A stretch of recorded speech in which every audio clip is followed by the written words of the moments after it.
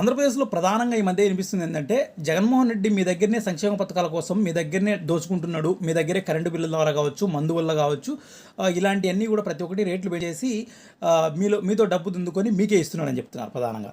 కానీ ఇక్కడ బలంగా ఇప్పుడు ప్రజల్లో కూడా వచ్చిన డౌట్ ఏంటంటే ముఖ్యంగా, ఈరోజు జగన్మోహన్ రెడ్డి మనకి ఇస్తున్న పథకాలకు 2,60,000 కోట్లు అయింది కాబట్టి మన దగ్గరే తీసుకొని మనకే ఇస్తున్నాడని చెప్తున్నారు ఒక పక్క. సో కాబట్టి అంతే విధంగా జగన్మోహన్ రెడ్డి చెప్తున్న కూడా దానికంతా 2-3 అంతలు ఇస్తామని చెప్తున్నారు. వాళ్ళు ఎక్కడి నుంచి తెచ్చి ఆ డబ్బు మాకు పంచగలరు? సో కాబట్టి జగన్మోహన్ రెడ్డి మా మీద ఇంత బటన్ వేశాడు కనుక రాబోయే రోజుల్లో చంద్రబాబు నాయుడు కూడా మా మీదనే వేసేవాడే కదా. సో కాబట్టి ఇలాంటి రిస్క్ మాకు ఎందుకు? ఏదో జగన్మోహన్ రెడ్డి ఎలాగైనా కానీ నమ్మి ఓటేసినందుకు ఆయన మాకు 5 సంవత్సరాలు మాకు సంక్షేమ పథకాల ద్వారా మేలు చేశాడు అంతో ఇంతో. సో కాబట్టి ఇది ఇలాగే కొనసాగితే బాగుంటుంది. అనవసరంగా అత్యాశకు పోయి ఇంకొక పార్టీని గెలిపించి ఆ పార్టీ చేస్తుందో కూడా లేదో తెలియదు.